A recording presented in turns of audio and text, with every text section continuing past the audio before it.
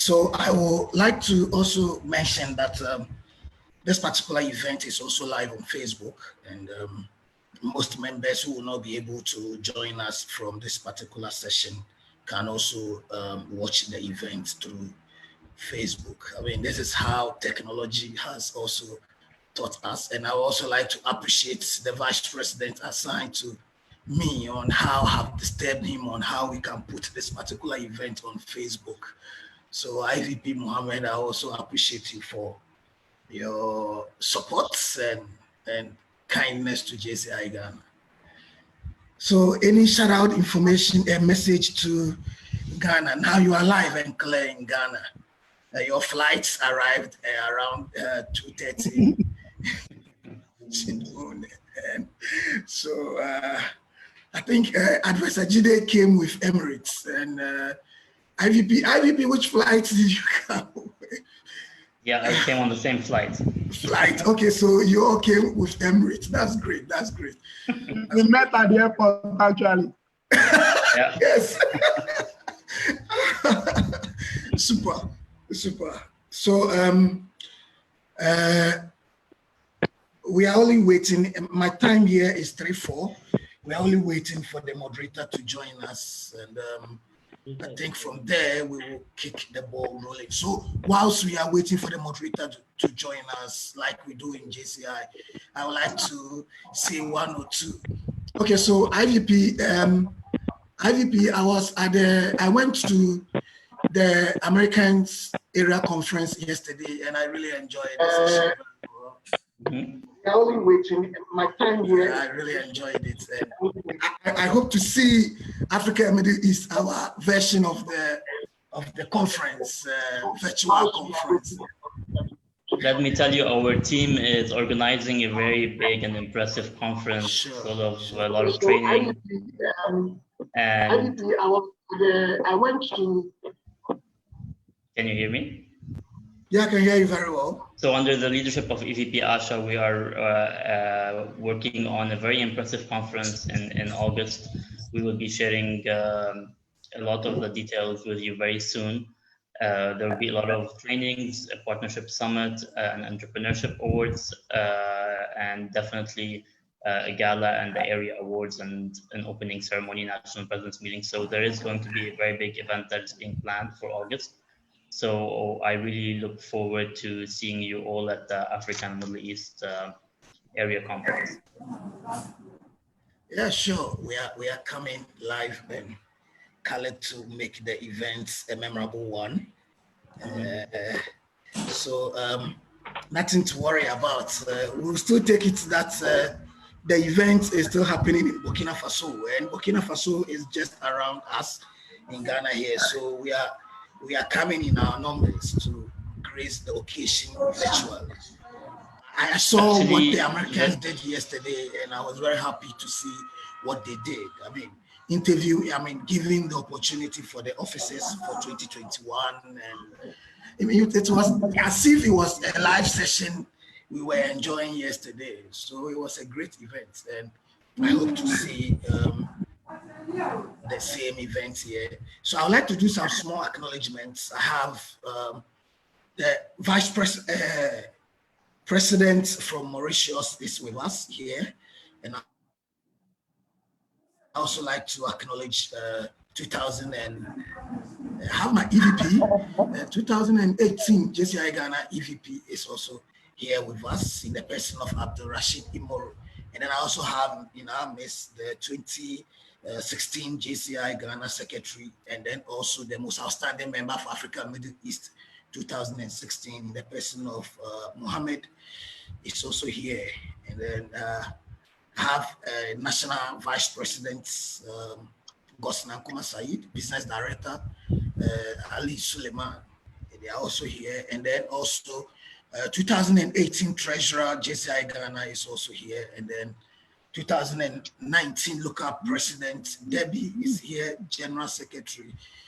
2020 is also here. So I think I have a great setup here who are ready to enjoy the session we are all anticipating for. So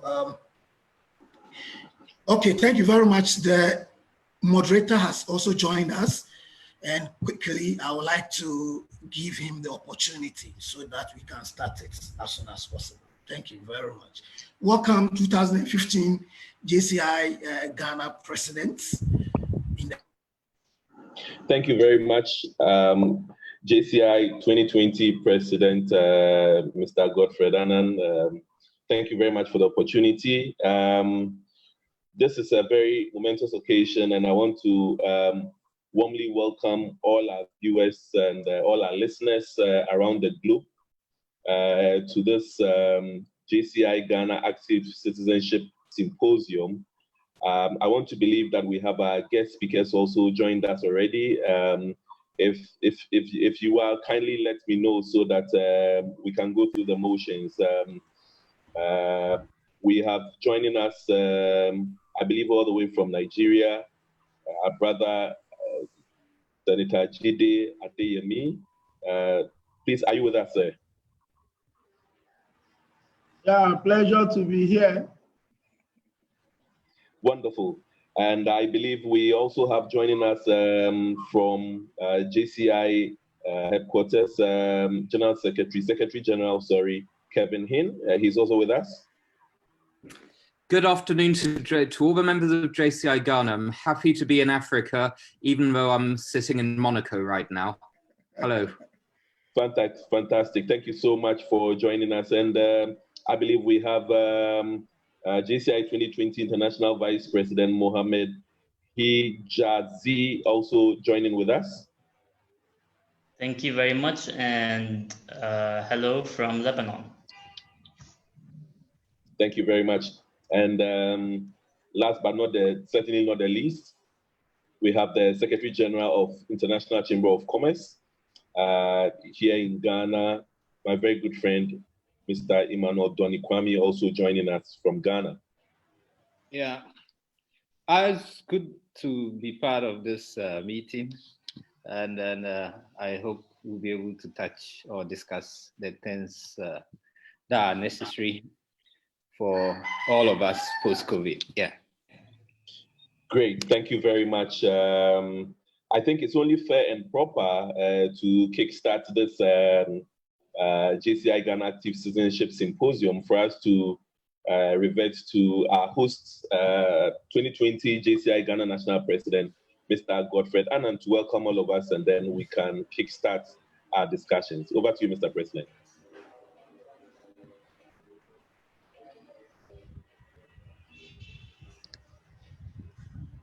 Hello. Yes, Mr. President, over to you to give us a welcome address.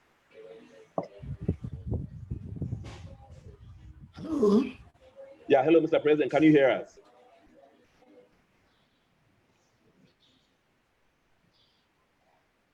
Hello?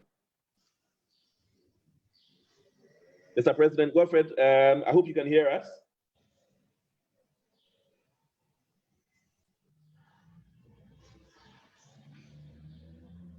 Hello? I think we're having some technical hitches. Mr. President Godfred Annan, can you hear us, please?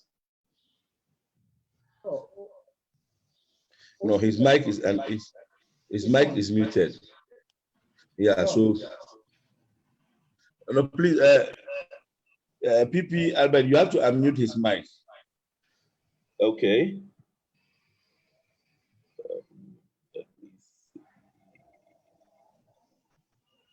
I think it's possible for him to do it from his end, isn't it? Sometimes if the host doesn't allow then yes, so we can continue. The network is fluctuating. So so if I have the floor, let me kick the ball rolling, then we start it. Yes, Mr. President, you have the floor. Please go ahead and give us a welcome address, please. All right, thank you very much. Thank you very much. Okay, thank you very much, Mr. Moderator. I would like to take this opportunity to acknowledge the presence of JCI Secretary General in the person of Kevin Hin, International Vice President assigned to JCI Ghana, Mohammad Hijazi, and then the advisor assigned to JCI Ghana in the person of Advisor Jide, I'd like to welcome you all to Ghana. I see great personalities in our midst, and then also the Secretary General assigned to the Icc Ghana. I also acknowledge you. I acknowledge all the local presidents, past and current officers for JCI Ghana. I take this opportunity to welcome you all for this meeting, this conference and the symposium. COVID-19 has been with us for a short period of time. Whilst we are entering the 2019 impregnated, got pregnant with a vision that 2020 was bringing to us. And whole and behold, we gave birth to 2020, which was very innocent and positive in action. The 2020 kick-started with a few JCI activities for us to realize that there's a particular pandemic which was, along the line or somewhere around the corner to come and tarnish the image of 2020. But since the pandemic has become part of us, it has also become very necessary that we also adjust our activities so that we can match online with the pandemic, so that we're able to achieve whatever we anticipated to achieve in the 2020 year of review. On this note, that is why we've brought together this this fantastic panelists for this particular event. I'll urge all my members that they should listen to this particular session, and that any information that will be relevant to us, let's put them in a document where we can implement this document for it to become a successful document for JCI Ghana and the Ghana at large. I would like to urge all of you to listen to this particular session with attention, and then where you need to come in to make inputs, the moderator will give you the opportunity to make your inputs for the success of this program. On this note, I kick the ball 2020 JCI Ghana Active Citizens Symposium rolling. Thank you very much. A very good thank you to you, Mr. President, for that short welcome. Once again, I want to welcome everybody around the globe, particularly also our members here at JCI Ghana. I can see a lot of them online already, and I think appropriately we shall acknowledge everybody, but we want to say a big thank you to everybody for joining through. I see a whole lot of our members, and as I indicated appropriately, I would acknowledge everybody who is here with us. But so we can get the ball rolling, the topic is the impact of COVID-19 and strategies for building the future. And so as a protocol for coordinating a very good meeting, I'm going to give 2 minutes each to each of our speakers to give us a quick introduction about themselves, the work they do, if it's at JCI or wherever it is that they work, and then you can set the ball rolling by giving us your initial thoughts about the topic on hand, but we shall get into more detail in a brief while. But I want to do quick introduction. So I want to start off with all the way from Nigeria. Jide, I believe you are still in Nigeria, or you are locked up somewhere? I'm in Nigeria. Fantastic. So we want to start with my brother from another mother in Nigeria, Jide Adeyemi.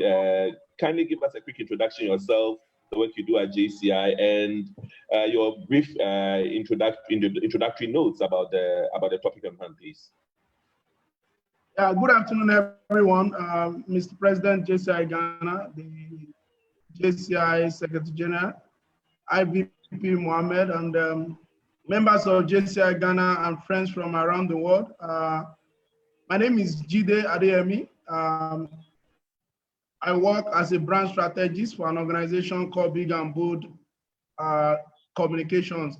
And essentially what I do is to help brands and consumers to have a, a touch point where they interact. So I help people who want to sell or market their businesses with strategies that link them up with those audience that need their product. So that's what I do essentially for my daily work.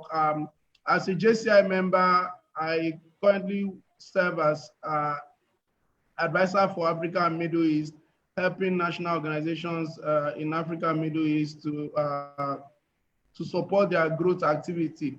On the topic of discussion for today, it's something quite interesting for me and something I found quite interesting, because we never prepared for this situation, and here we are. So the question is, how do we survive this situation? What are the opportunities that are lining up that so many people are not seeing? A lot of people see the challenges when we're supposed to see what opportunities lies ahead. And as we go into the discussion for today, it will be a pleasure to shed more light on some of these things and help us navigate this trying period. Thank you very much.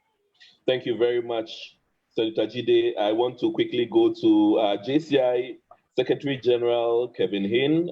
Please, your introduction, what you do at JCI yourself, and your brief introductions also to the topic.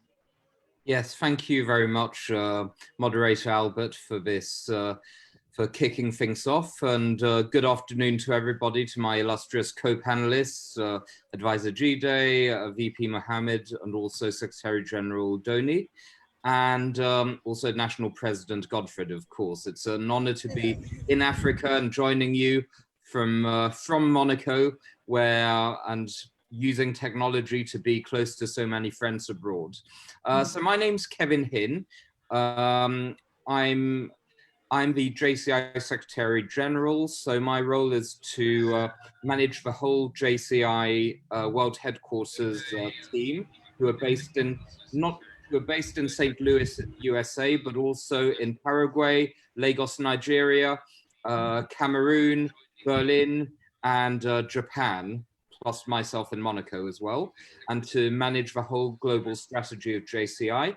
I also, prior to joining JCI on the 1st of January this year, I also had about 15 years of professional experience in the sales and marketing business as well, and also as an entrepreneur in different sectors.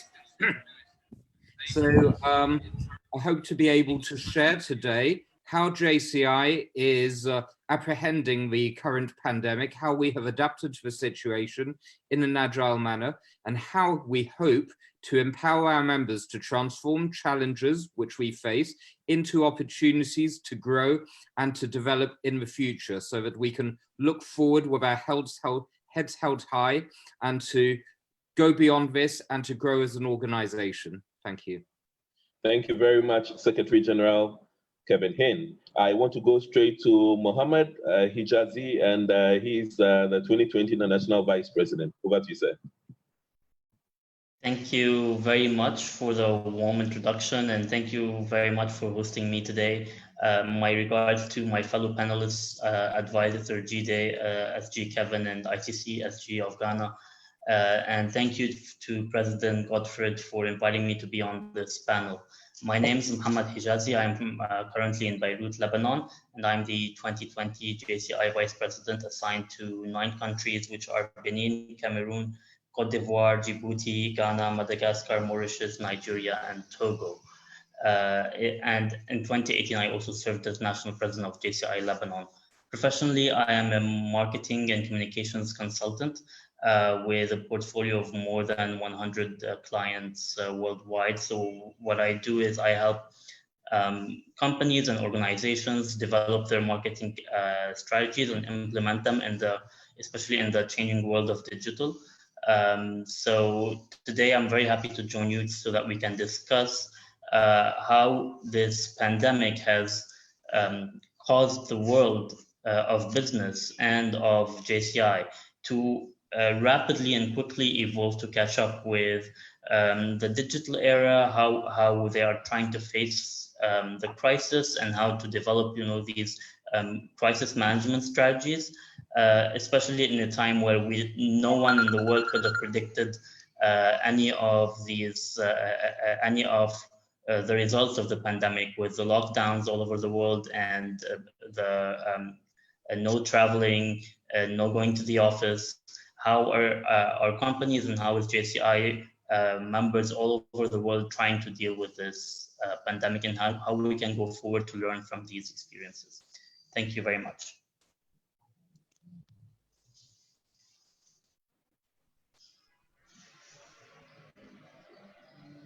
Okay. Hello? Hello, yes, back to you. Okay, great. Great, thank you very much. I think I'll go over now to Mr. Doni-Kwame. Also give us his introduction and then brief notes on the subject. Yeah, thank you, Mr. Ankrah. And then it's good to be on this platform because we, the ICC, believe the future of the world itself depends on organizations such as JCI. A lot is being done. And by extension, what I would like to say, that this pandemic, it's here to stay, and our job is to protect lives and livelihoods all over the world. ICC has developed some products and undertaking some projects. We just had Africa virtual meeting with our colleagues around the continent to try and work out strategies, just as we're doing now with JCI post-COVID. And I'm privileged to say that one of our colleagues from Icc Ghana will be part of the executive board of ICC come the executive board meeting in June. And as the previous, one of the speakers did mention, we've set up an ICC Entrepreneurship Center in Istanbul. That's one of the initiatives. And we've just launched a campaign to save our SMEs because we believe that businesses around the world depend on SMEs generally. And the bulk of most economies constitute no less than 80% of SMEs. So these are very trying times for SMEs as to issues of cash flow, as to issues of challenges as a result of difficulties with supply chains. And we need everybody on board. These are times where people just don't need to protect their individual economies, but to rather work through all kinds of organizations to see to it that we get governments doing the right thing. So in short, yeah. So I will say, as the Secretary General of ICC Ghana, my job it's to head the National Committee of ICC in Ghana. I previously worked as the Managing Director of the World Trade Center, Accra. I also previously worked as the Chief Executive of the Ghana National Chamber of Commerce briefly. And currently I'm a trade and investment consultant. I guess we all share ideas on the way forward, and then we'll carry on with that. Thank you very much. Thank you very much, Mr. Doni-Kwame. I think our audiences around the globe, JCI Ghana members who have graciously joined us, at least we've had introductions, so you know who our speakers are. I want to acknowledge a few of us, a few of you who are joined online. I can see Bashiru, I can see Debbie, I can see Mami Elizabeth. She's the local president for JCI Dansuman. I can see a few of our members also from TACO. I can see Tricia, I can see Papani, Gladys. Well, quite a number of members also from around the globe. I can see Hasim Khatib, Halidou Bawa, Franchette Emilien. Okay, as and when we go ahead, I will be acknowledging a few other people that I can see. As we also go ahead, we'll give opportunity for our members around the globe to also join in the discussion. But as it is now, for purposes of protocol, we want to delve into the topics, and then kindly put your notes down. If you have any questions, kindly put them down, and when the opportunity comes, with a lift of hand, we can see you from where we are, and we can give you the opportunity to join in. Right, so now we have some questions which we got from some of our members as we put out the topic. And so we shall take them, and I shall address them to our speakers, and they shall attempt to address or answer the questions, and that would set the ball rolling for further engagement. So once again, I welcome everybody from around the globe, JCI Ghana members in Ghana and also around the world. Welcome to everybody. We obviously were all taken aback by surprise when this COVID hit. As we all know, it started from China, and a lot of people thought it was going to be China concentrated. Unfortunately for us, it got out of hand, got out of Wuhan, got out of China. It's everywhere in the globe. Most countries around the globe have been on lockdown for several weeks, several months, and the costs to economies, to social life, and to life around the globe is unbearable. I think immeasurable. We can't put figures to it right now. But in this challenge also comes some opportunities. And so much as we'll be looking at, or much as we all know what the challenges are, what the difficulties are, as JCI organization, we are focused on solving problems. We are focused on uniting all sectors of the economy to come away with solutions. And so I'm going to start with looking for solutions and opportunities in the challenges rather than what has befallen all of us. So I'm going to go straight to JCI Secretary General Kevin Haines to tell us what opportunities there are in this difficulty, because I know that for you, maybe by this time you should be traveling, you should be in different countries by now, visiting national organizations to see how they are doing. Here you are, stuck in your home country. You can't move because of lockdown and travel restrictions. So what are the opportunities that JCI as an organization is seeing in all of this, and how are we tapping these opportunities?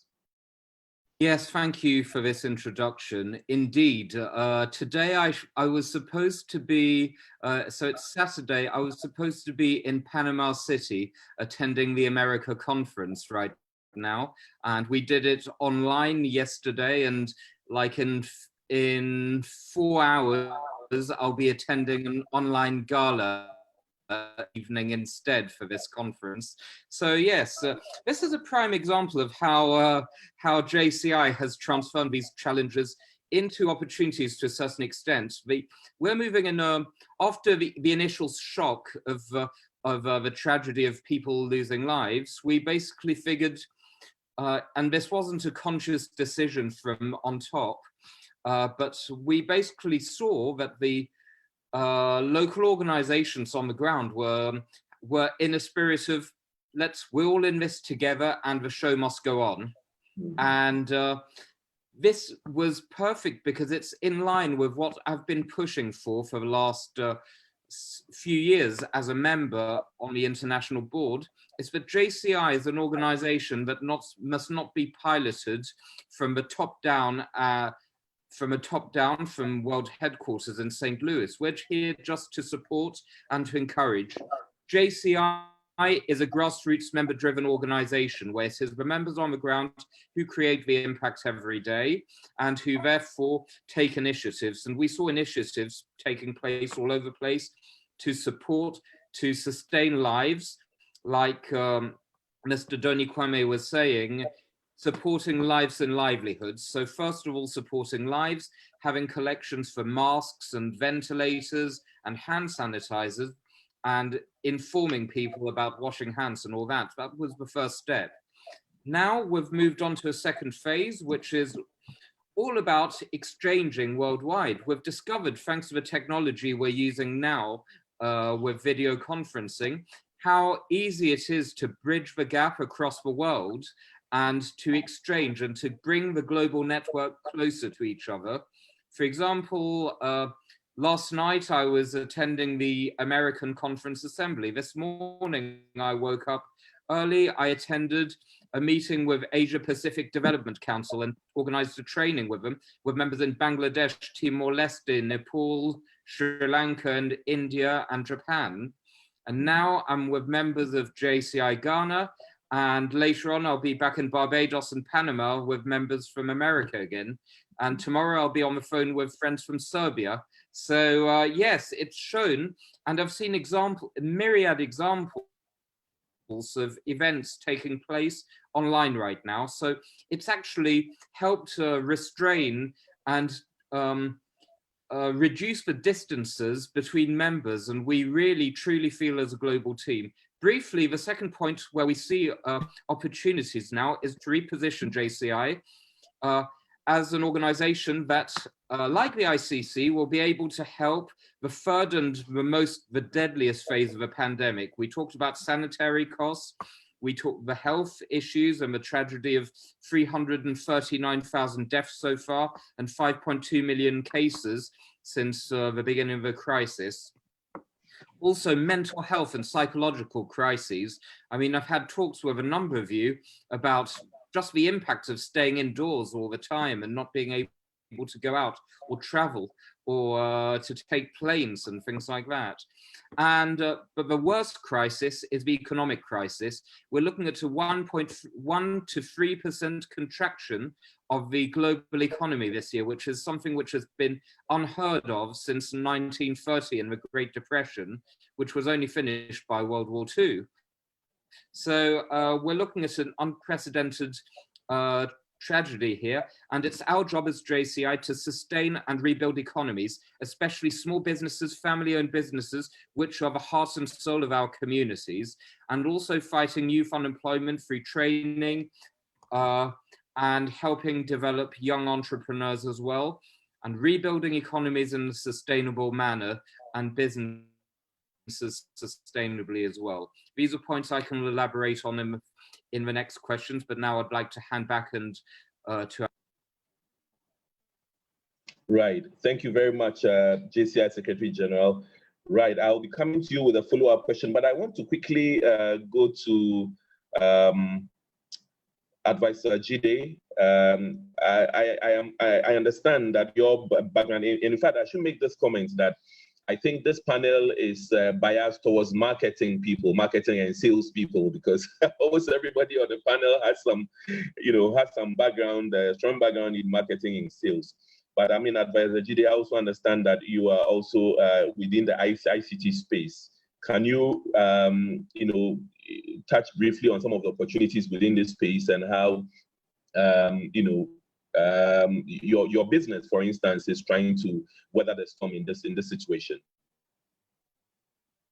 Thank you very much. I'll dwell on the general opportunity that COVID has placed on our table. I was talking at the introductory level that there are a lot of opportunity we don't see. So, for example, we all understand what it means to be cost saving now. So a lot of us have adjusted our finances. So post-COVID, those who adapt to change will then begin to manage their finances in a better way, which is quite a huge opportunity.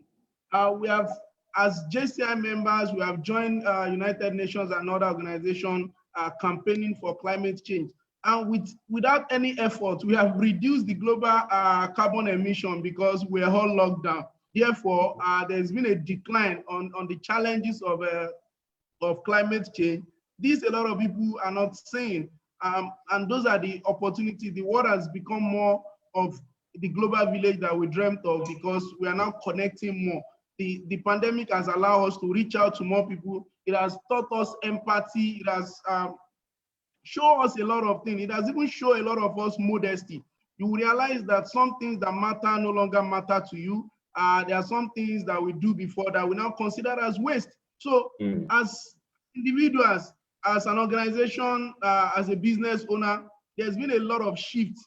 As it is now, in my office, for example, we are waiting for the lockdown to be finally lifted. There is lockdown in Nigeria.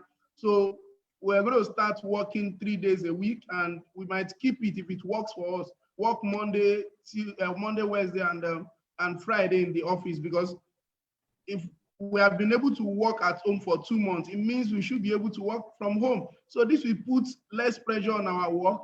It will also encourage promptness, because if you have an 8 a.m. meeting online, you are there online in the comfort of your house. You are not spending time in traffic.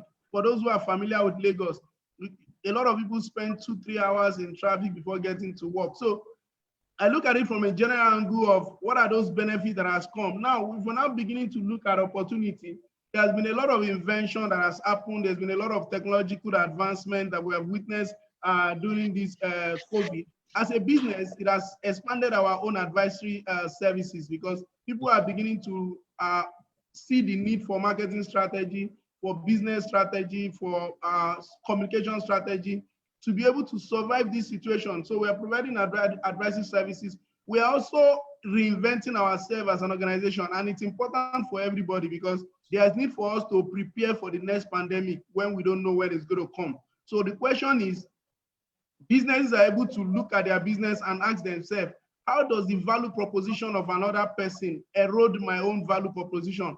How do I guard against it? How do I position myself as a global business? If you notice, a lot of businesses are going into bankruptcy because they are not well positioned.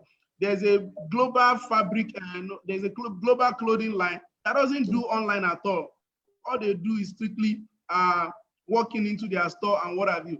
And they've lost about, I think, almost $1 billion in the last 8 weeks. Now, every organization who are not playing in this space have realized the need to be technology driven. People are expanding their digital footprint. So there's been a lot of opportunity. And one of the things I also tell people is that as an African, there's an African saying that says, the same boiling water that softens the potato hardens the egg. So when you need to boil egg, you need to put it in water and place the water on fire. When you need to soften your potato, you do the same process. Now the question is, where are you playing? Are you playing in the space where you become softened as a potato or where you become hardened as a boiled egg? So people are beginning to see opportunity and we are all tending towards survival, which is taking us to the egg. So interestingly for me is the fact that everybody have an opportunity to reassess their business, to reassess their lifestyle, to reassess their interaction and everything they do globally. So the opportunities are quite enormous, and I think the world will be better for it. Well, but is it not? And thank you very much, Senator Jide. And I want to go on to Vice President Mohammad. Is it not the case that post-COVID there will definitely be losers and winners? Already, we can start counting the costs. I mean, the cost to, I was considering a large company, for instance, like Emirates with a huge airline fleet and packed there for over 2 months. I mean, the cost is just tremendous.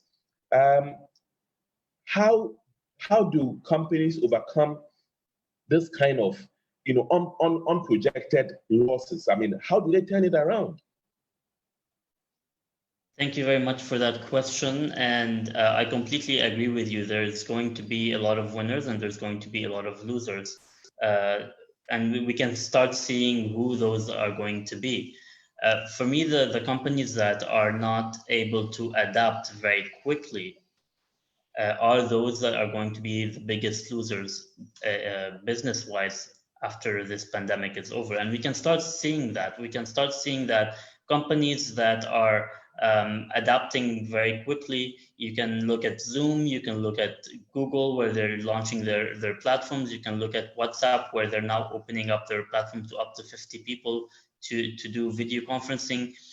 You can also look at Netflix. Netflix have been one of the biggest winners because of the pandemic. Everyone's at home, everyone wants more entertainment. So they're subscribing to Netflix and other video streaming platforms such as Amazon Prime and Hulu and all of that. And some companies have very quickly launched similar platforms. You can look in the Middle East, there is OSN, which have during this pandemic relaunched their online video streaming platform because they saw the need and they quickly were able to launch it. But then you also look at the other end of the spectrum and you see people who are not able to adapt. This can be definitely the airlines industry that is taking a massive hit all over the world. I think most of the airlines are no longer functioning or functioning at a very reduced rate.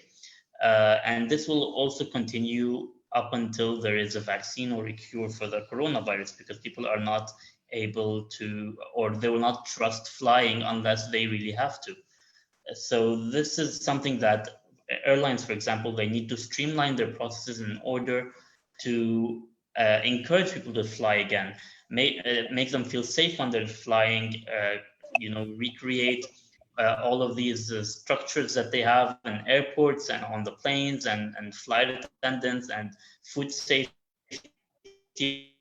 on airplanes and all of that. They all need to use this time where they're not being very functional to reassess and re-strategize what they can do to come out of the pandemic and not go bankrupt. And this will apply to mostly all businesses. And I'll give you some few examples here from Lebanon. There are a lot of restaurants who they're not allowed to open now. Most supermarkets are opening, but people are afraid to go to the supermarkets. So all of a sudden, everyone is delivering. And if you know anything about Lebanon, you know, in the general terms before COVID, everything used to deliver all the time. So you can even get the shisha delivered, you can get clothes delivered, you can literally get anything in Lebanon delivered at any time of the day. So this really encouraged any type of business to deliver during COVID, because people want to do very much less interaction with, in the stores or with other people on the streets. So a lot of businesses here in Lebanon were very easily able to convert their physical business into a digital online delivery business, no matter what could be within the government regulations, because we are in lockdown. So definitely there's not 24-hour delivery because we're in lockdown from 7 p.m. to 5 a.m. But within that time, you can get pretty much anything that you need delivered right to your home. And these businesses are trying to adapt as much as possible. Now, definitely, as you said, there's going to be a lot of businesses that have went bankrupt or will go bankrupt because they couldn't really adapt. And this is going to be a very important case study in crisis management for the future in business, because they will be studying the businesses that could not survive and learn from their mistakes, and then they will be able to study the businesses that did amazing during this crisis and learn from their successes. Thank you very much, Vice President Mohammad. And I want to move on quickly to Mr. Doni-Kwame, Secretary General of Icc Ghana. And I want to pick his mind on what governments should be doing. I mean, you are in a place where you interface most of the time with government entities, government functionaries, ministers. What advice is the global business community offering to governments as they grapple with dealing with this particular situation?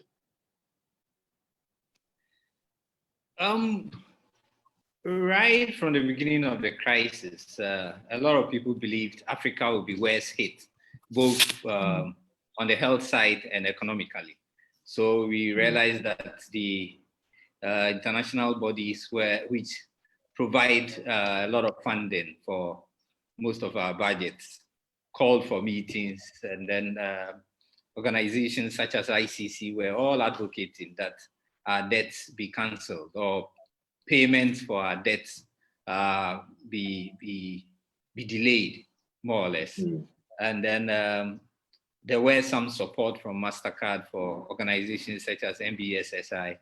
And then we now have a stimulus package. For individual companies, SMEs and others, we encourage everybody to more or less develop their own business continuity guide or business continuity plan, more or less. And the guide is based on just 4 principles. You need to plan, you need to assess the situation, and then you need to monitor, and then finally you need to adjust. And it's quite straightforward because nobody knows what the future was going to look like. As been explained by my previous speakers, yes, it brought to the fore the need for us to focus on essentials. Essentials being things to do with our health and then food. So the focus is now moved to those in agriculture because we needed to produce or provide enough healthy food to build our immune system to be able to survive the pandemic. And then along the line, there were the need for other essentials such as ventilators, masks, sanitizers. So most companies, even in the beverage industry, all the alcohol that they had in stock, instead of producing beverages, they decided to turn them into sanitizers. Our dressmakers, we realized that our priorities is not about clothes now. There's more to do with masks. So now all our fabric are being used to produce masks. The other aspect is what we've been pushing for, and it looks like Africa is a bit slow on that front, but I can see a lot of enthusiasm from the youth. Unfortunately, most of the policymakers are quite old and they find it very difficult to grasp the pace of e-commerce because most of the solutions are now digital. And you realize that the companies making a lot of profits are the service providers such as MTN and others. You know, we all have to buy data. So we've been advocating for how best we can make data a bit affordable, how the young can develop their own startup apps. And then we also join the global community in this area of e-commerce. The other aspect also has to do with logistics, as my colleague did mention. You know, delivery services, if we have to social distance, definitely. We may produce stuff, but it needs to get to the end user. You know, so you need courier services, be it cars or motorbikes. So that seems to be the future, and I think it's come to stay. Unfortunately, those in the airline industry may take some time to adjust, but I realize that some were even converting most of their passenger planes into cargo planes, you know, carry more goods around the world. For now, a lot has to do with cash flow, and SMEs, their budgets and their cash flow only survives maybe 2 weeks to a month. We're lucky our government has the 1 billion Ghana Cedis stimulus package. We hope most of our JCI members who have their own small businesses will apply for the stimulus package. The Icc Ghana is also working with the Ministry for Business Development on a project. We actually were to launch it in April before the pandemic. We're working together with the Business for Peace Foundation in Norway, together with Icc headquarters in Paris. It's a project, a global project, but it's supposed to be launched in Ghana. It's known as the Future of Business, and it's to find ways of supporting young entrepreneurs who have brilliant ideas around the world, and then maybe try and get them some seed money, and then get them use the Icc network to support projects of that nature. It will be launched in Ghana, but it will rotate around the world. Ghana was chosen because the Norwegians thought it wise that for it to coincide with the anniversary of the Global Compact, they should bring it to Ghana in honor of Kofi Annan, you know. So we have it in Ghana, and we're still working on it. We're still keen on launching it in October, and then maybe having a main event in 2021. Thank you. Thank you very much, Mr. Doni-Kwame. I have a follow-up question from one of our listeners, Mo. I don't know which, he didn't state which country he's listening from, but I think it's in line with the points that you just made, and I want to throw that back to you to quickly give us a quick feedback on that. So the question is, it said, Mr. Moderator, a follow-up question to Mr. Doni-Kwame of Icc. What's Ghana's unique selling proposition in these times, taking into consideration the West Africa sub-region, Africa, and the world at large? It's a difficult one. We should be asking the president. It's a very good question. Right. Currently, Ghana is supposed to host the Secretariat of the African Continental Free Trade Area. So everything that happens in Africa is supposed to revolve around Ghana. And trading was to start on the 1st of July, but as at our last meeting, from what I gather, it's been postponed to the 1st of January 2021. It was supposed to be 1st of July 2020. But in the meantime, from some of the issues I've saw in their minutes, between the heads of state, the issue of e-commerce kept on popping up. And as I just mentioned, it's up to organizations such as JCI, because we have this term in our local parlance that most of the guys involved in these things are old school. So issues of e-commerce, you may need a very young generation to champion that cause, So it's good that at least people can communicate around the world using Zoom or Microsoft Teams. You don't need to spend that much to fly to attend conferences. So this is the time to advocate for trading services and then trade using e-commerce to make sure the policymakers come up with the right policies that will reduce the cost of data, because it's come to stay. Ghana, for example, have a comparative advantage in the agri sector, and we've not done much. It's bringing in a lot of money, but we have a very smart young generation, and this period should be the time for people to start thinking of how to develop our own local manufacturing sector, since we having difficulty with global supply chains. So this is the time for people to sit back. You have all the time, you lock down or you working from home, to think through the box. What can I do before 1st of January 2021? Yeah. Thank you. Let me go back to JCI Secretary General, and I think Mr. Doni-Kwame was basically drawing you in.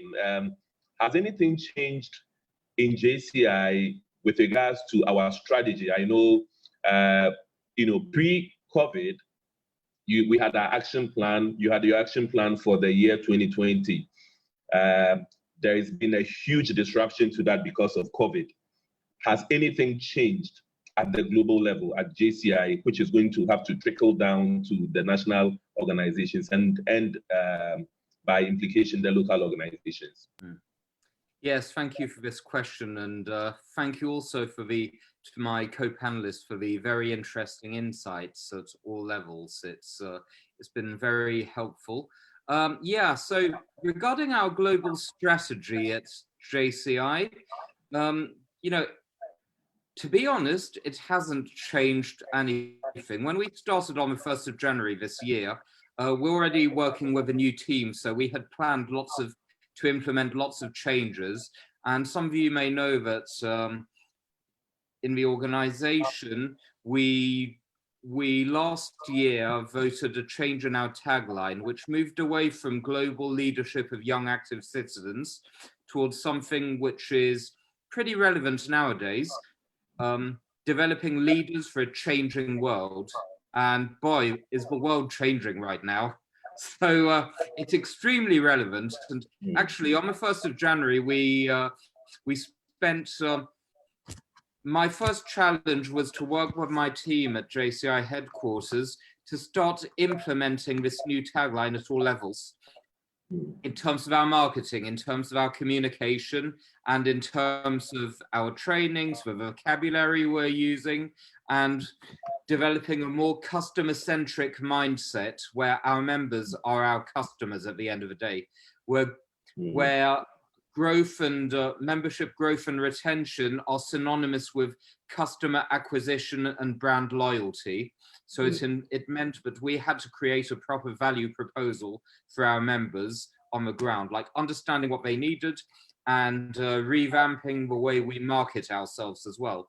Yes, you were saying indeed in this panel, there are a lot of marketers, and we were planning to readapt our voice of JCI to the new tagline, developing leaders for a changing world.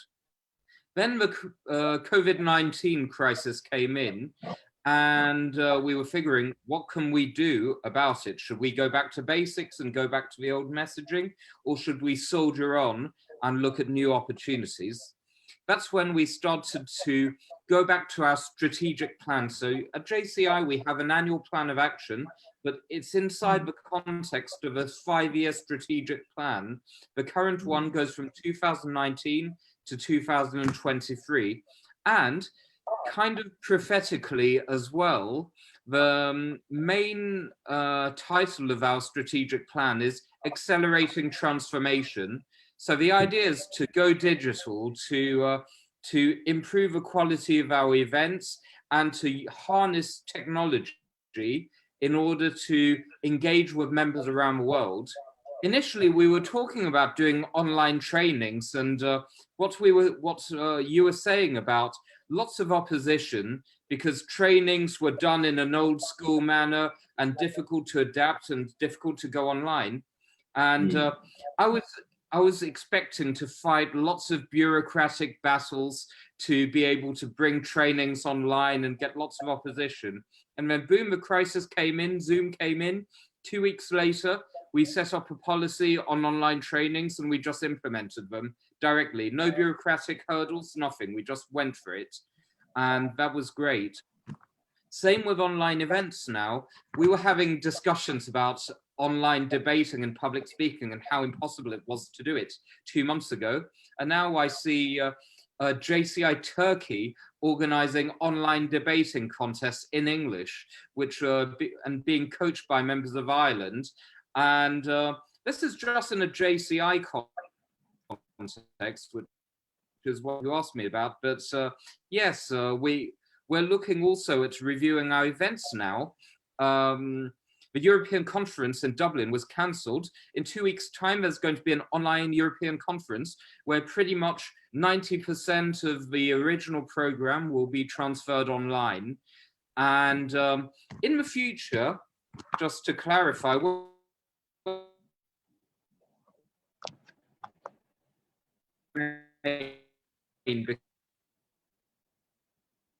and so being hello, because life will not be back usual. It's very difficult to have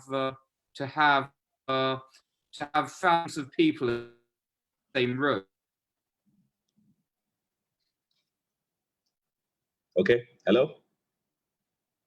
Around, like on a bus. So yes, this is the new normal we will be adapting to. Thank you.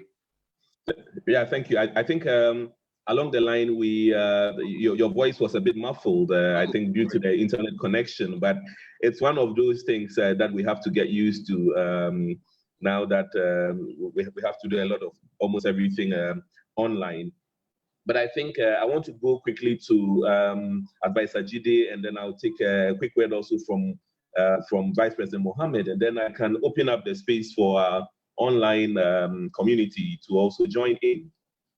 And I think you alluded to the point that there is a new normal now where we may have to start thinking of living with the virus, because we cannot live our lives locked down or locked in perpetuity.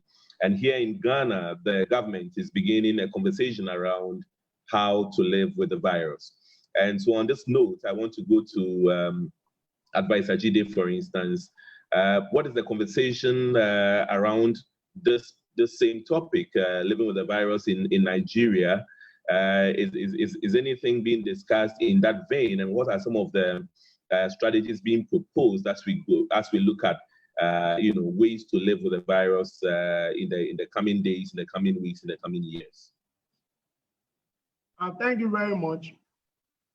For me, and I speak for myself personally, I'm of the opinion that coronavirus will become something like malaria that we are used to.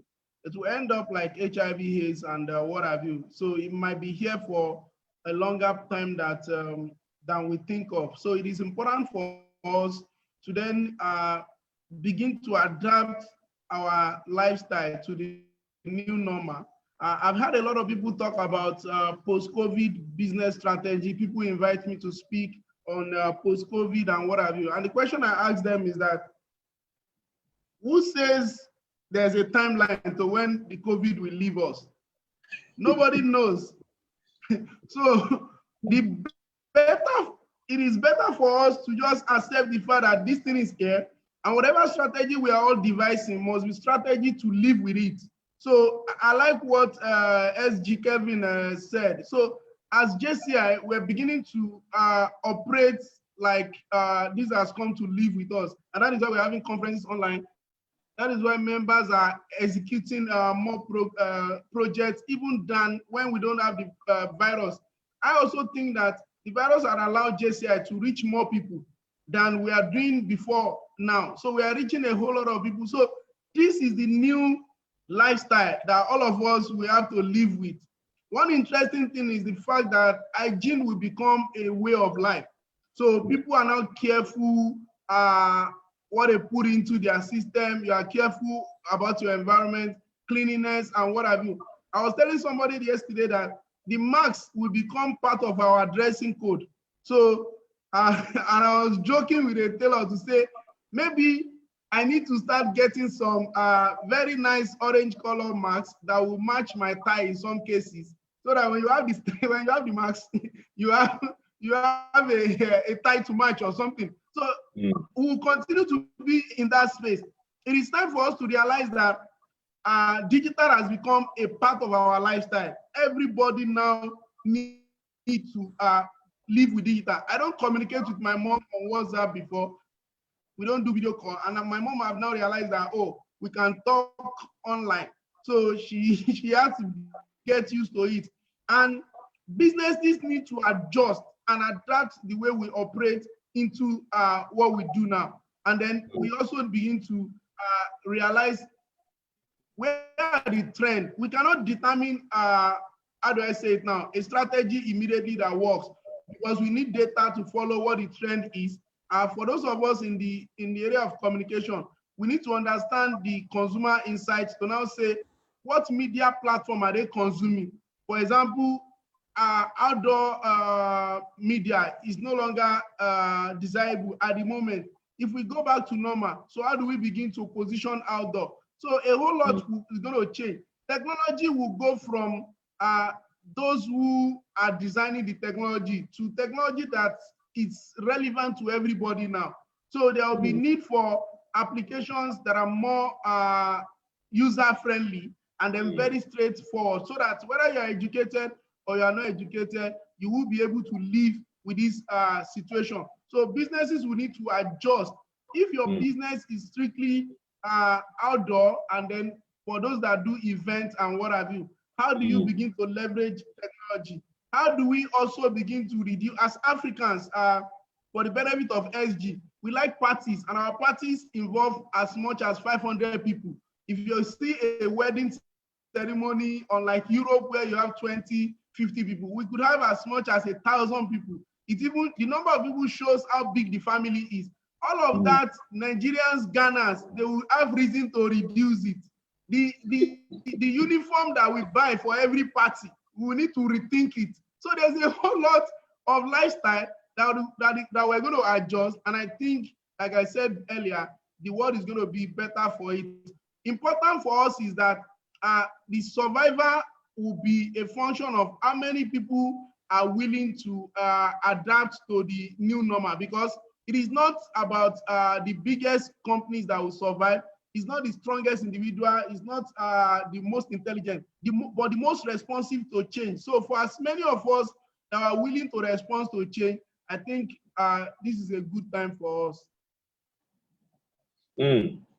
Thank you very much, Advisor Jide. I want to revert to Vice President Mohammad to take his thoughts on that. The new normal is we have to learn to live with this virus, and you are based in Lebanon.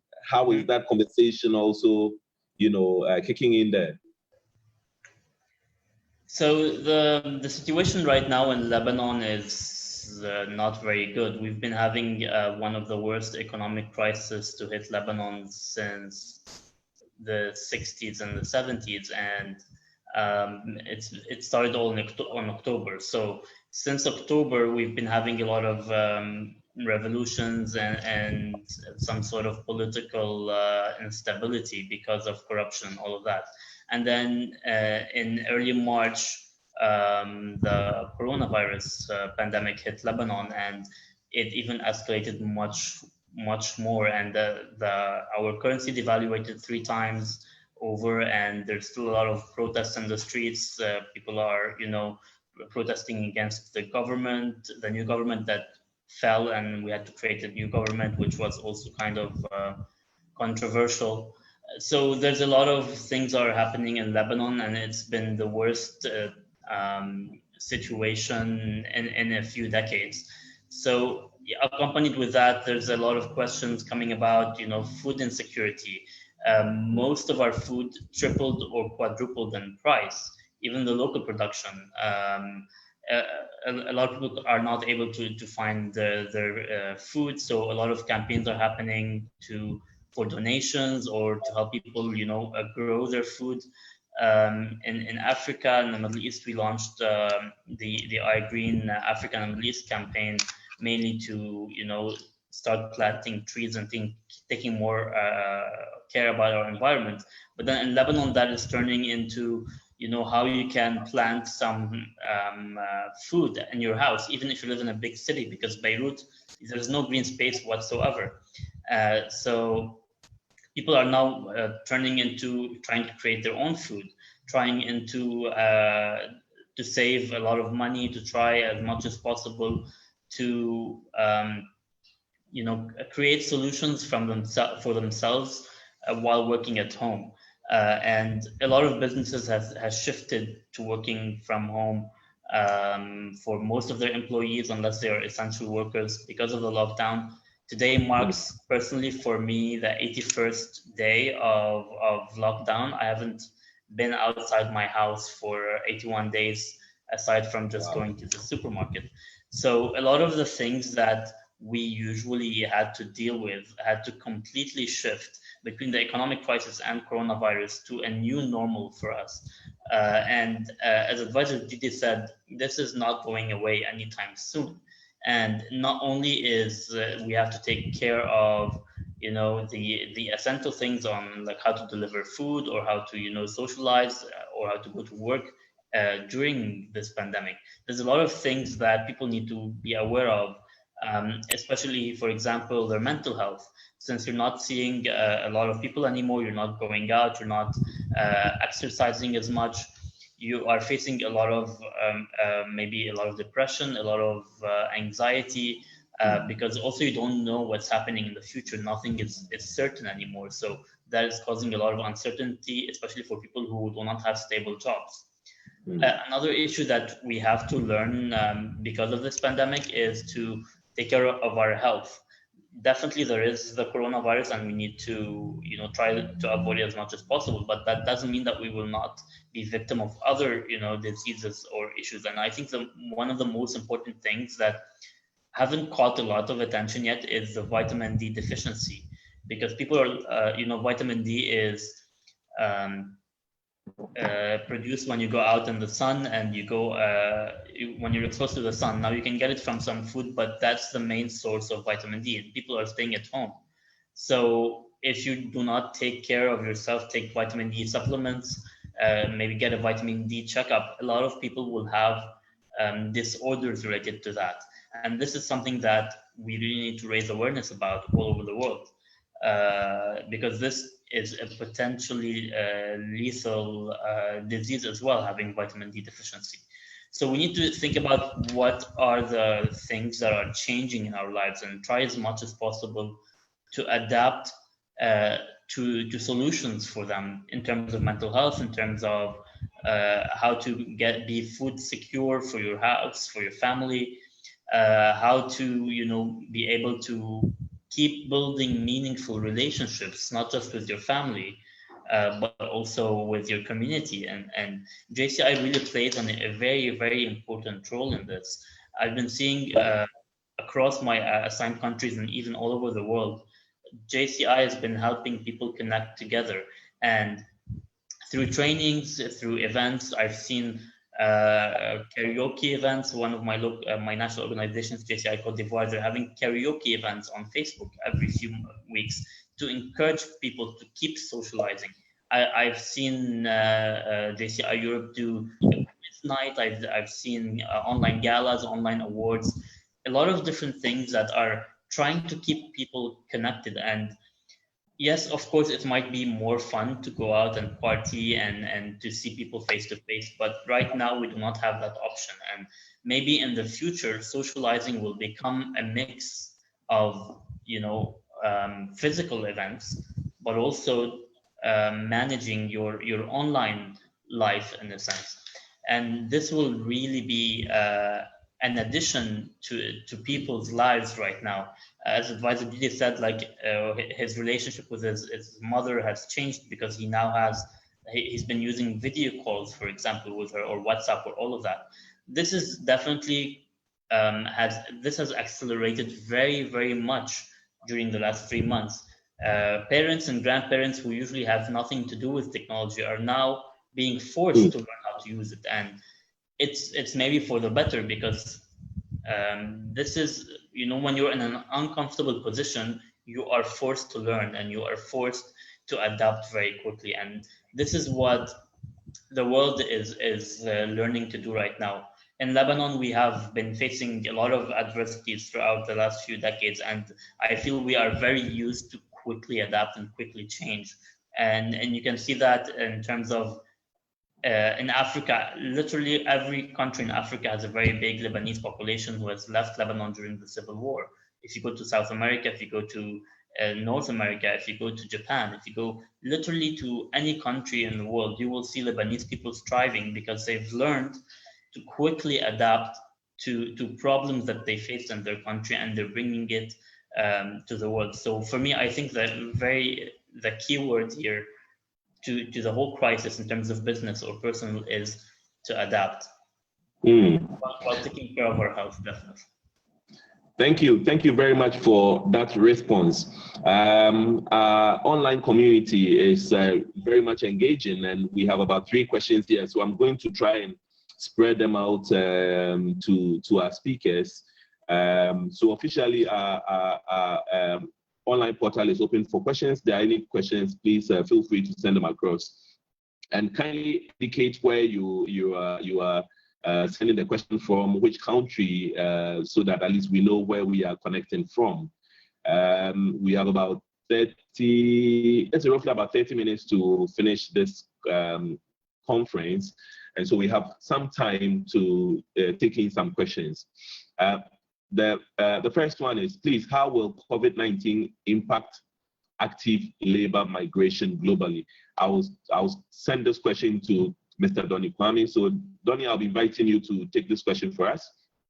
And then there is one question also specific to SG Kevin, and it says, thanks for your submission. Following up on the new normal that JCI will be adapting to, what's the estimated impact on JCI's economy, especially around paid events, activities, conferences, etc., and those that financially sustain the organization? Also, can you provide some statistics on increased intake of our online courses, trainings, possible with a comparison 3 to 5 years, perhaps per region, country, and if this is not readily available, maybe a document later on can be sent. Well, this is a very detailed one to SG Kevin. And then the third one is maybe SG Kevin can also speak to this, and I'll also relay this to maybe Advisor Jide. I don't know. I mean, this is a tough one. He says JCI was about 3 years old when the Spanish flu hit. Any information how the organization coped in that period and or afterwards? And what were our strong contributions to society, human life, and government? Any lessons learned or reflections from that era, and application for post-COVID-19 era? And this is coming from Enoch Yeboah Ajepon. He's in Ankrah Royal, Ghana. The other one that came for, I think it was the same Enoch that sent the first one to SG Kevin on the estimated impact. And then we had the first one I read came from 20, I think it was a national, that's Mohammad, right? Yes, that question came from Mohammad is a past national president of JCI and past national officer of JCI in Ghana. So I want to send the one on migration. I want to send that one to Mr. Doni-Kwame. Thank you, Mr. Ankrah. Can you hear me? Yes, we can hear you loud and clear. Oh, okay. Yeah, on migration, I would say since the borders are all closed and there's not enough movement between countries, in the short term, there wouldn't be enough labor migration globally because countries are protecting their borders, and then there will be new restrictions once the airlines are up in the air. The policy on restrictions will ease once we get a vaccine. And I know some embassies will demand that you have the full test, you get vaccinated, you have proved that you've had a vaccination before they will even allow you to move. So in the short term, there wouldn't be that much movement on that front. In the long term, once there will be vacancies all over as a result of its impact, depending on your skill set, we all live in a global village, so definitely people will still want to move, but that will be once we have a vaccine and then the health issues have been addressed, then things will more or less get back to normal. Yeah. Okay. I want to refer to SG on that question. I think that was a very loaded question, SG. Yes, that's a very detailed question. Thank you, Enoch, for asking me about it. Right, so regarding the first part about our budget and the impact this has had, yes, of course, this has had a big impact. And we actually sent a revised budget out to all national presidents on the 1st of May, which was basically a revision of the budget which had been voted in January. Just to give you some context, in terms of the income streams which we do have, the first is on membership dues. So every member pays $13 a year, and this is one part of our budget. The second part of our budget is levies on events.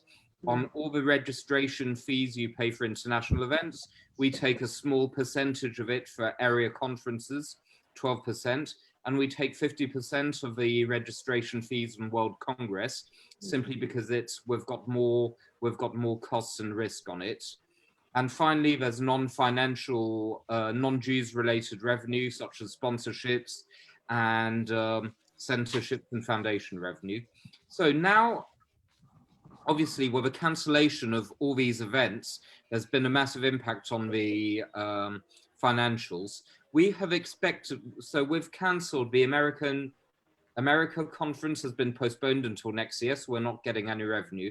African Middle East has been cancelled and brought online. European conference, which was supposed to bring us a substantial amount of revenue, has been cancelled. And the Asia Pacific conference has been downsized from 4,000 to 1,000 members.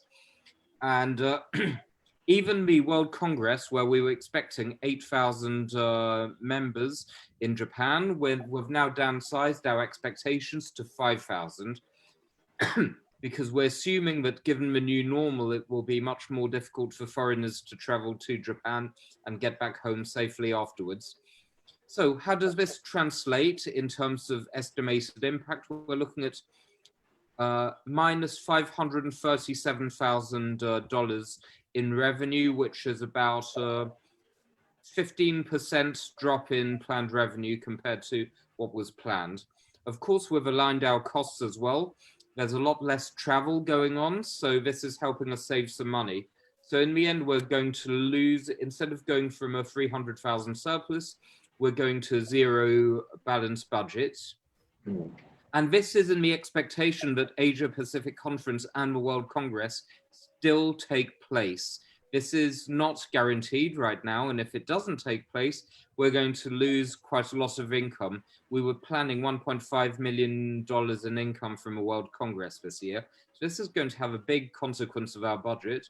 But then again, like everywhere, we need to adapt. We need to be agile, like all companies, like all businesses and all other organizations. And we will not compromise on equality to members.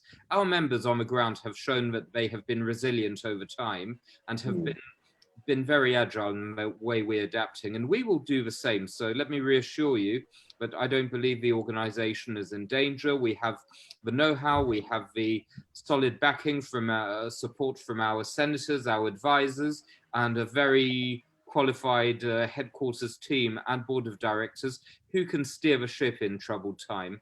Quickly, regarding the question regarding trainings, we don't have any statistics on online courses over the years, simply because there haven't been that many online courses up until now. So this is something which we'll be able to, we are gathering statistics, of course.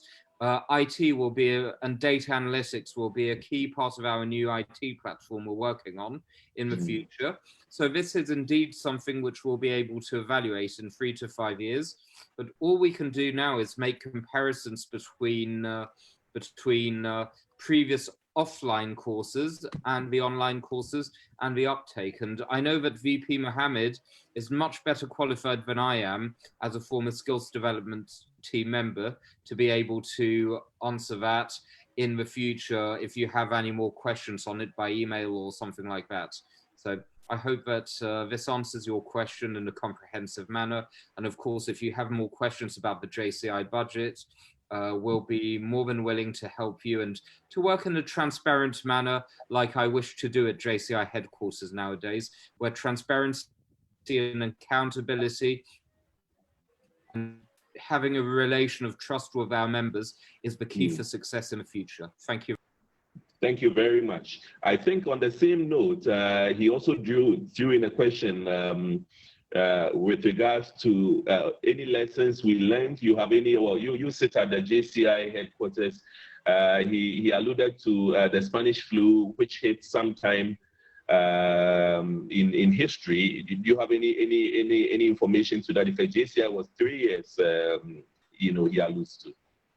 Yes, actually, I saw that question and I took the opportunity to do a little bit of research on it, which is thanks to the power of the internet, because yes, there have been lots of comparisons to the Spanish flu. The Spanish flu, I think, globally killed around several million people, something like 50 million people around the world. So it was a substantial amount of the global population, and it actually killed. I had no idea how it had affected the United States, but it killed between 580, 850,000 people, notably the Native American tribes in the United States, where there was a health crisis. Actually, sadly, a comparison can be made. At the time, it was the Native American tribes who had less healthcare. And if you look at the statistics in the United States now, very sadly, it's the African Americans who are suffering the most from the, who have the highest mortality rates amongst the nearly 90,000 people who have died. A high proportion of the population are African Americans. So to come back to this question about how JCI could have contributed at the time to fighting the Spanish flu.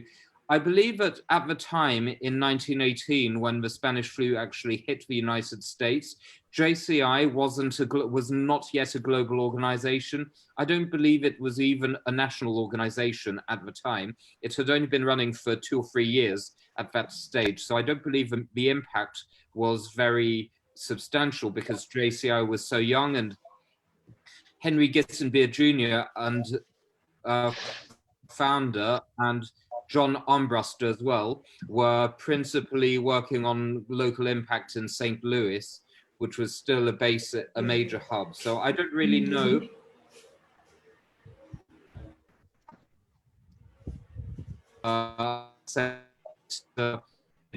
He has more insights because he actually met John Armbruster from that generation. But yes, I believe that there are lots of lessons that can be learned from the past about post-COVID era as well. Advisor Jide was saying before, looking at we're looking at cost savings and climate change. but I think it's a mentality that is something which will really do what we are going to apply at JCI too, a world, a more sustainable world where we're our, you know, I mean, in my, because I have been traveling 12 hours across the world, feeling jet lagged. So I've been working, I've been able to work very long days in Monaco, but I've actually been able to have decent nights as well. So that's also been useful.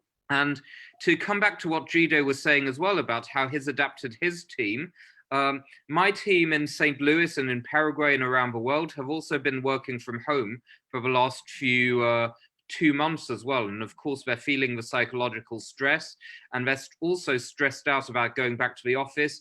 And because despite lockdown easing in the US, the virus is not easing at all. On the contrary, it's still increasing. So my team members are very worried about going back to the office. And what I told them was simply, you know, if you don't, we've been working efficiently from home. If you want to see other people, you maintain distancing in the office, you can go. But if you don't feel comfortable going to the office, you can work from home again. I'm totally flexible. I believe in results, regardless of where people are sitting. People don't need to clock into an office and travel for 2 hours every day and be tired and miss meetings to be efficient. I care about results and key performance indicators. Whether they're achieved from home or from an office depends on them, but I essentially don't care. And I believe that this is something which plenty of business owners will adapt to as well in the future. A more caring society, more modesty, more humility in the way we act with people, more generosity, more kindness. So yes, I believe that the reflections from that era, that the Spanish flu came in 1918, just as the world was coming out of war, and it did come at least for 1 or 2 years to a more caring time until the economic depression hits and totalitarian governments hit as well. So we're hoping that we won't be in a similar situation in the future, and we can properly bring about a caring role, and that JCI, with its global outreach and impact, will be able to create a new normal and help achieve our founders' goal of an everlasting world peace. Thank you. Thank you very much, SG. I have a question here to the JCI Ghana president, and he says, thank you, Mr. I'm sorry? If you don't mind, there's a part of the question that the person is asking, what are our strong contribution to the society as JCI? What have we contributed to the human life and government? I think it's important that we treat this question. One of the things I need us to realize is the fact that now we have changed our tagline. Our tagline is now developing leaders for a changing world. And one of the strong contributions of JCI to the world has been the number of leaders that we have raised globally in Ghana, in Nigeria, in India, in America, everywhere around the world. So we pride ourselves as an organization that have raised global leaders for the world. You talk about Bill Clinton, the 42nd president of America, the former United Nations Secretary General from Ghana, Kofi Annan, current Deputy Prime Minister and Minister of Finance for Japan, Taro Aso, the Prince Albert of Monaco, former President of Iceland. The list is quite endless. We have, what's it called? The former President of France and the Mayor of Paris. So one of the things we have done is to raise leaders from different parts of the world as our contribution. Former President of Bolivia, mention them. There are a whole lot of them, and I can share the list, the person that is asking this question. But beyond that, as our mission is to develop and empower young people that will create positive change. So we have raised young people that are creating a lot of changes around the world. Part of it is our Peace is Possible program. We have celebrated young people around the world with our TOYP program. We are supporting young people who are starting business with our Global Youth Empowerment Fund. We are doing quite a whole lot. We are connecting people around the world together. We are giving young people opportunity to network around the world and create a global village. Imagine yourself at a JCI conference with 8,000 people from 120 countries around the world. That is the biggest gathering of young people in the world. It has not happened anywhere else except at a JCI function. So the kind of trainings that we give our members to develop and empower them are trainings that you pay thousands of dollars for across the world, and you might not even get it better. So as an organization, we have developed young people over the years in over 100 years. We have provided a support for the less privileged in different parts of the world, giving water to communities without water, developing what do you call it now? Different programs for the motherless, for a whole lot. We have developed business competition. So for the person asking this question, I'm so proud to tell the person that as an organization, we have impacted the world. And I think we make bold to say and beat our chest as the leading global youth leadership organization in the world. I think it's important to mention that. Right. I think it couldn't have been said any better. Thank you for that wonderful exposition. I want to go to a question for the JCI national president, and okay. So I'm trying to pull out the question right now. Okay. So he says, "Thank you, Mr. Moderator. Can we hear how JCI Ghana is impacting on citizens during this lockdown period?" Mr. President Godfred, Annan, would you want to take that question?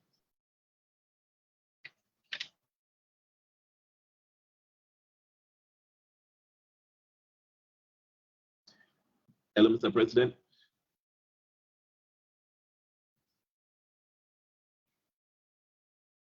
Yes, I said I didn't get a question clear, so if you can repeat it for me. Okay, so the questioner is asking, what is JCI Ghana doing, during this period? What kind of activities and programs is JCI Ghana involved in during this pandemic period? Okay, thank you very much for this question. Seriously, the pandemic really affected us based on the activities we tabled for 2020 administration. However, we didn't want to say that because the pandemic has affected our plan of action, there's nothing that we can do anymore. So quickly, we have to adjust ourselves to suit the status of the organization. So with the local organizations and then the active board members, what we did was that we started an online campaign to engage our members.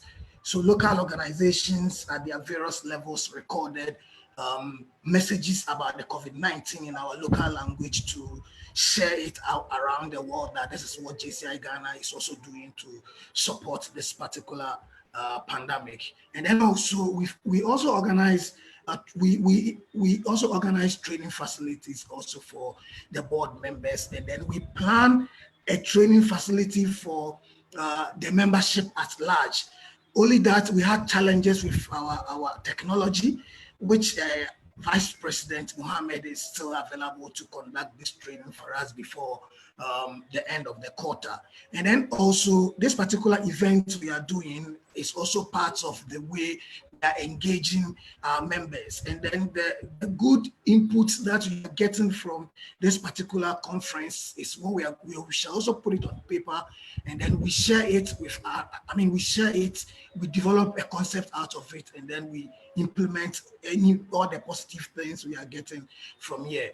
And then also the vice presidents, JCI Ghana 2 vice president, are also working on the public speaking and debate championship, which this particular event will also be an online. What we are saying is that when we develop or when we bring an activity, we will urge members also to, get involved. When we are involved in activities of that sort, it also encourages and motivates others also to see what they are doing. So JCI Ghana is really doing very well. And then what we've done or what we are doing now, we've also collaborated with JCI London, a local organization of JCI UK.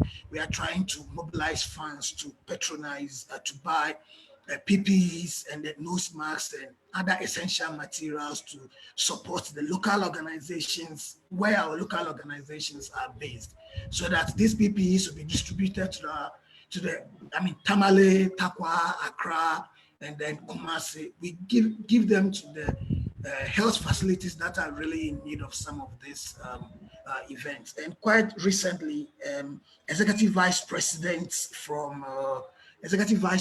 assigned to JCI Ghana also shared an opportunity with bestsellers. And I've asked 2016 JCI Secretary also to look into the document and see how best JCI Ghana can apply for the $10,000 funding opportunity to support the COVID-19.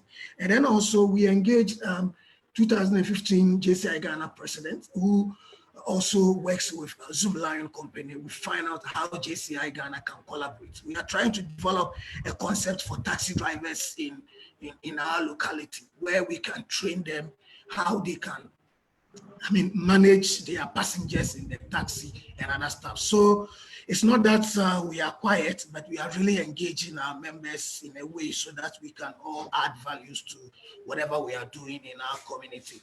Whilst we are zooming into June, the JCI Ghana India Investment Summit, we were anticipating to do it way back in April. We are also going to see to it that that particular event will also come on, and that one will also be online. We're collaborating with India High Commission, International Chamber of Commerce, Ghana, and then Ghana Investment Promotion Center, Ministry of Foreign Affairs. We want to see how best we can collaborate and share business opportunities for our members so that we can take advantage of the opportunities we have around us within the JCI context. So there are activities coming on so that members can also take advantage of them. Thank you. Thank you very much. I think there is a quick comment here, and that is... PP, quick one. At JCI Ghana, we are doing a lot. We've also instituted our JCI Ghana TV, and this JCI Ghana TV, what we are doing is that we are also taking that platform to sensitize people on the need of the COVID-19. Today, we hosted JCI past president Sami Abe, all the way from US. He spoke to us on mental health, and the event was hosted by my able IPP from JCI Tamale. She was the host for that particular event, and it was also live on Facebook. So there are activities that we are doing. So I'll urge members to take advantage when they see the link for some of these activities. Thank you. Right, thank you very much. I think we are getting a lot of traction and feedback from our online listeners and viewers, and it's quite interesting. I'm getting some comments here. I'll read them very quickly. I think one said, thanks for the answers. I really appreciate the transparency. And that came from Enoch. And that was in reaction to the answer that SG Kevin gave to that question. I'm getting another feedback here. And this is from Uncle T. And he's sending Uncle Titus. Indeed, he's sending this in from Germany. He said, thank you so much for the good works you guys are doing, Mr. President, and your team from Titus, Germany. Great. I think there are a couple of comments that we get in here. I'll read some more as we get to the tail end of the discussion, of the dialogue. I want to give opportunity for some few comments before we get to the wrap-up session. So maybe if there's one more question I can take, I'll definitely do that. I can see one here, and that also comes from Titus, Germany. He says, is there any means of getting to the members, JCI as well? I also want to suggest that some LOMs can target school children by arranging questions, teaching materials to parents at home to enable them to teach their words at home. And this coming from Titus, Germany. So that is a suggestion that he is given to the team in JCI Ghana. Okay, right. Well, I can see another comment here coming from Debbie Panji Abla. She says, thank you, NP Godfred and your honorable board of directors. In an unfortunate time like this, we can imagine the challenges. Keep the good work going. Thank you, sir. All right, so these are some of the few comments that our members are sharing on the platform. As we inch towards the end of this symposium, this conference, I want to quickly take maybe wrap up comments from each of our speakers. I want to start from SG Kevin. Can share your final thoughts, your wrap-up comments with us on this symposium. Yes, thank you so much, Albert, and thanks to my co-panelists for hosting this interesting symposium. I was particularly impressed by the initiatives taken by JCI Ghana to be relevant. I know you're not a very big national organization in the grand scheme of things, but the impact that has, and I know you're quite new, I think 2006, the date of creation, something like that, but yeah, so recent national organization, but I'm very impressed by the impact being made on the ground and especially how agile you have been. And I believe that agility is truly the key in the future for organizations and businesses to survive. It's all about maintaining the legacy, as advisor Jide, and the history and the values, but as advisor Jide mentioned previously, and the leaders who we developed in the past, because we are indeed standing on the shoulders of giants. But it's also about looking to the future and seeing how we can be relevant in this changing world as well. And the way I personally see it is that now we need, more than ever, we do need to develop leaders for this changing world, so that our current members who join when they're 20 or 25 can be empowered with skills in business, individual development, community, and international cooperation, so that in 1 or 2 or 5 or 10 or 20 years, whenever they are ready, they can, like the leaders cited before, become leaders in government, business, or civil society, and then effect positive change in the world using the JCI values and spirit. So this is how I see us transforming the challenges into opportunities more than ever now, embracing more sustainable solutions when it comes to rebuilding businesses, more humane solutions, more caring, and more looking at local solutions. Why look on the other side of the world where when we can support local businesses at home and support our own economies? As Mr. Doni-Kwame was saying, the Icc is working on supporting saving lives and livelihoods. And this is in line with what we're doing at JCI when it comes to sustaining and rebuilding economies as well. And this is where we can be relevant in the future. So I wish you all the very best, and I'd like to thank you for this wonderful, organizing this wonderful symposium, and for giving me the opportunity to share. We're all in this together. Let's all move forward and be the change that we have to be. Thank you very much. Thank you very much. Want to go on to Vice President Mohammad? Thank you very much. First of all, I'd like to once again thank my fellow panelists and JCI Ghana for hosting this very interesting panel today. I want to close my remarks by reminding everyone that the main purpose or the main service that JCI should be doing is creating opportunities. And I've seen from local and national organizations all over the world that they are really creating more opportunities during this pandemic than they've ever been doing. And it all relates to how we're able to connect online.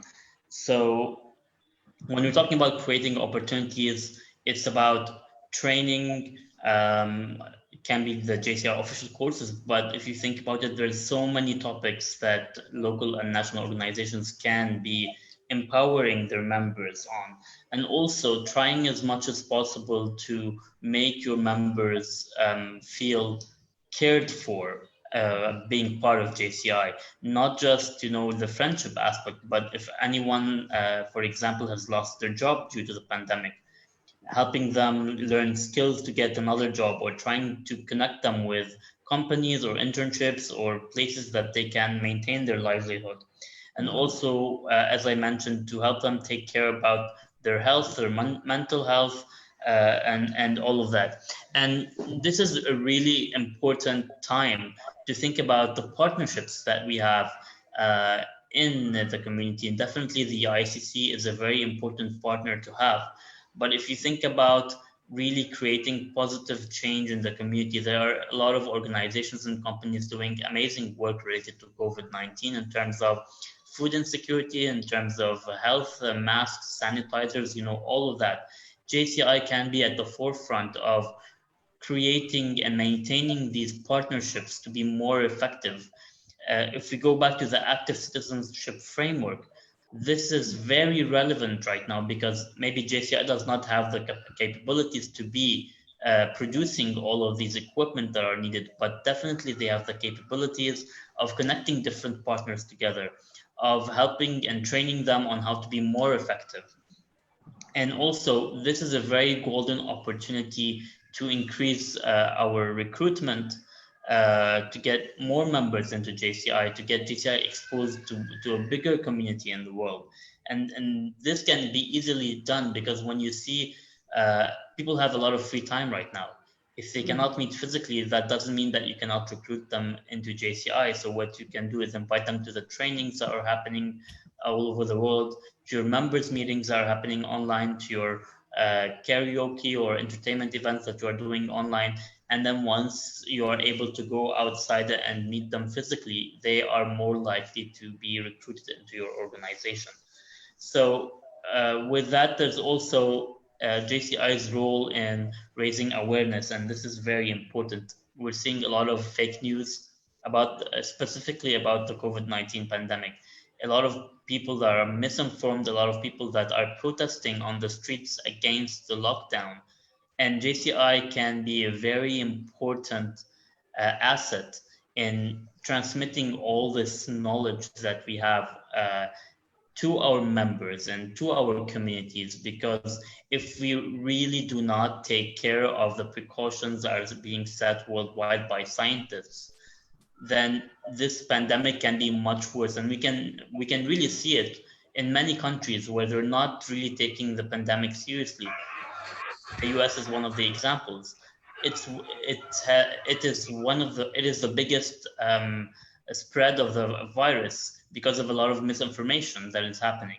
So JCI can really be at the forefront of raising this awareness, combating the fake news, and trying as much as possible to make our members and communities aware at the pandemic.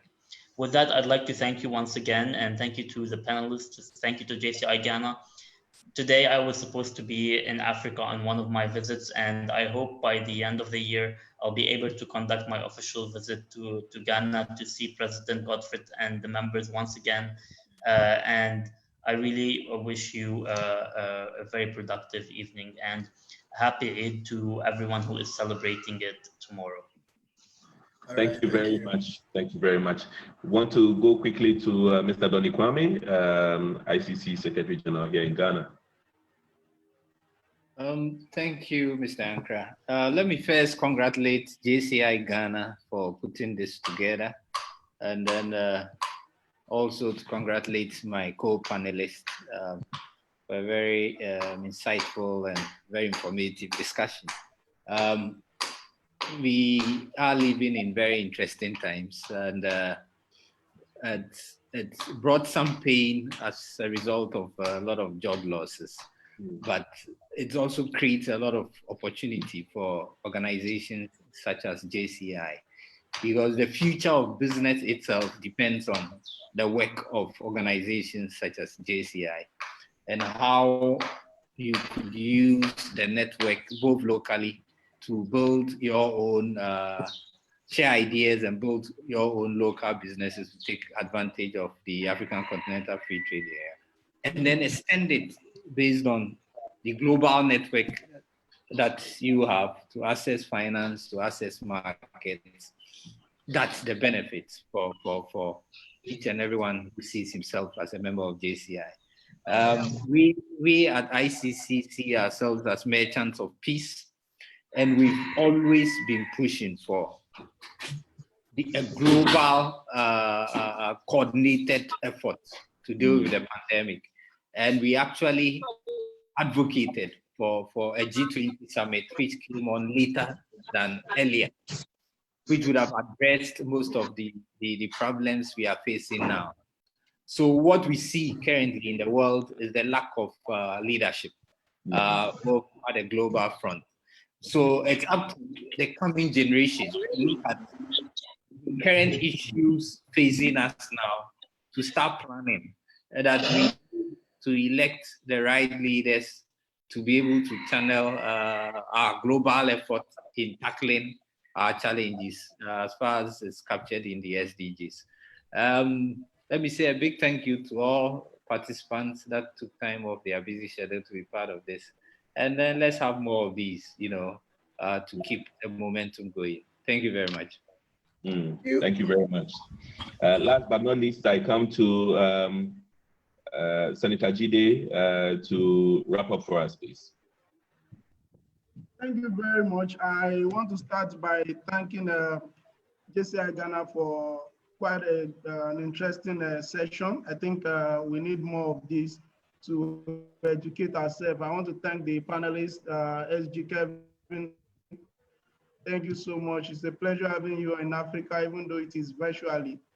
We appreciate your presence, and many thanks to Mo, VP Mo, for taking out time. I was going to surprise Mo and JCI Ghana by visiting Ghana the time he will be in Ghana, but the pandemic did not allow my surprise to happen. And the reason why I wanted to visit JCI Ghana is because, and I'm giving this message to Mo, we need a stronger JCI Ghana. We need a more united JCI Ghana. I like to be very, very straight when I speak. JCI Ghana, for me, we've had a couple of sleep, and I'm excited that we're back, but we need a more united and strong JCI Ghana. We need the national board connected back with the alumni. We need JCI Ghana, because we are an organization that unites all sectors of the society. If that is our case, then we need to unite all local organizations first. We need to unite ourselves and be able to deliver the message of JCI in our community. So I think it is important to say that. I also mentioned the same thing that Mo said, and I said this to JCI South Africa and every other national organization that I've had this week. We're doing good with all of this online session, but I think we are being selfish with it. When we do this session and we are not able to recruit young people to join JCI, give opportunity to non-JCI members to be part of this session, it becomes more impactful if we bring in non-JCI members to be part of what we do. I particularly would like to thank Mr. Doni-Kwame for doing this for us. These are not people that you get every day to come and talk to you or whatever because of their busy schedule and their role that they play. So, Mr. Doni-Kwame, I want to say a very big thank you to you. We are excited to have you, and we do hope that when all of this is gone and we are able to have a physical session, it will be a pleasure to have you to share your wealth of knowledge on business, global business, entrepreneurship, and what have you. On a closing note, I want us as individuals, as an organization, to take some time to reflect. Let us look carefully, review the situation, examine where we are. What is it that has gone wrong? A lot of us are not even careful of what the exact impact is. We need to understand the impact on our personal life, on our family, on our business, on our organization. And then we can come up with strategy to surmount this and then find a way to adapt to change so that we can fit into the new world order. And I do hope that all of us will have reason to smile at the end of the day. I look forward to seeing you all again, possibly in Japan or somewhere around the world. Once again, thank you for having me. Thank you very much. I think I'll do this very quickly on my own behalf, on behalf of the national organization JCI Ghana. I want to say a big thank you to the national president for putting this together, to all our speakers, to all the members and online family that made time to tune in. We want to say a big thank you. I have just some 3 takeaways from everything that we have said, and I want to share that. Then I give the opportunity to the national president of JCI Ghana to take his final words, and then we can close. And 3 takeaways from this symposium. 1, we have to learn to reposition, because whether we like it or not, this pandemic has forced everybody into a box, and we have to reposition. It has also pushed us to become judicious in resources. So everybody has to learn how to judiciously use their resources. And last but not least, it's also forced us to become adaptable. We have to be able to quickly adapt, otherwise we die either in our business, in our community, in our country. We see the impact of this on countries. It's incredible, and I think adaptation is the way to go. So once again, thank you very much. I want to invite the national president of JCI Ghana to give us his final words and close us. Okay, thank you very much, moderator. I would like to appreciate the great input from my able panel members, SG Kelvin, Mohammad IVP, Advisor Jide, and then Secretary General Icc Ghana. I really thank you very much for your time. Great show by all standard, and what I would say is that we are in new normal, and as we are in new normal, it is undisputable fact that the government of Ghana is also doing its possible best to see to it that Ghana becomes one. I mean, we have a wonderful place as far as the COVID-19 is concerned.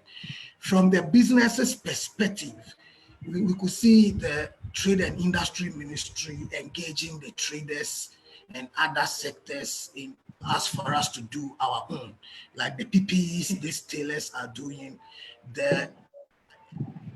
When it comes to the innovation and creativity aspects, at a point during this COVID-19, people from Takwa, Obuasi, Kumasi, they developed what is called the hand washing machine without touching the tap for you to get water. I think it is about time we take advantage of the innovation and creativity opportunities the COVID-19 has presented to us.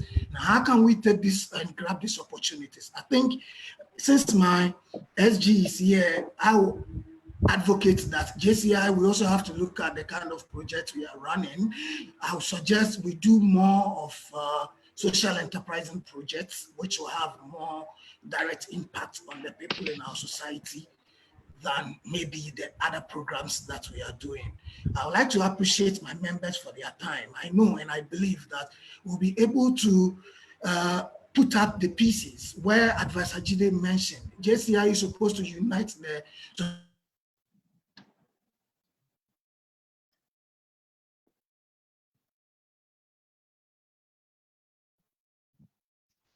Hello?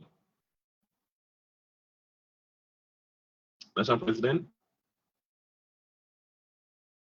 Okay. Hello? Oh, I think we had a hitch with technology, but I think well said and done, National President. Thank you very much for conceiving this idea and bringing everybody. Of course, this is very much to the heart of what JCI does, bringing everybody together to discuss this topical issue and see how we can come away with solutions. Thank you very much. Once again, to everybody, to our speakers, our August speakers, thank you so much for your valuable time. To JCI Ghana members, to the board, to the national president, to our audiences around the globe, those who are tuned in from Germany, from elsewhere, from the US, all over the world, we want to say thank you. Thank you so much. Obviously, this will not be the last. It's just the beginning. So when next we invite you on something more topical, please make the time to be with us. Once again, SG, thank you so much for your time. Advisor Jide, Mr. Doni-Kwame, and then Vice President Mo. Everybody, thank you very much. We bring down the curtains on this symposium. God bless you, and God bless you. Thank you. Thank you. Bye-bye. Thank you. Bye-bye. It's been a pleasure. Thanks. Bye. Thank you. Thank you for having me. Pleasant weekend. Bye. Have a great weekend, everyone. Bye. Bye. Thank you, everybody. Thank you so much. Bye-bye. Bye.